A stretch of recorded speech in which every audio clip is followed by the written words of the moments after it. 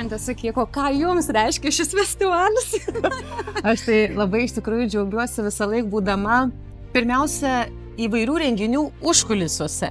Ir man yra labai smagu, kai jauni žmonės nepabūgsta inicijuoti kažkokius renginius, galbūt ir nelengviausiais keliais eiti ir surinkti žmonės ne tik iš Lietuvos, čia lengviausia, o surinkti žmonės iš kitų pasaulio kraštų, sutelkti juos, atvežti juos čia. Tai ta bendrystė, kad žmonės neprofesionalai drįsta, nori, geba važiuoti, dainuoti, tai man tą ir reiškia džiaugsmą. Tai aš irgi pritarsiu, man reiškia didžiulį džiaugsmą organizuoti šį renginį, nes tai yra turbūt kelias, kuriame aš galiu save realizuoti ir būti tarp žmonių. Ir tai teikia man didžiulį džiaugsmą matyti dainuojančius, besidžiaugiančius ir besimėgaujančius žmonės. Aš labai džiaugiuosi, kad atvyksta čia kiekvienais metais pas mane vis nauji žmonės.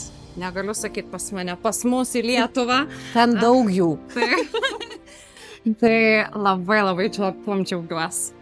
Tai tegul šis festivalis klesti ir didėja. Kad ne 2 valandas užtruktume, o jau 4 kitą kartą. Gerai, aš dar pašnekėsiu.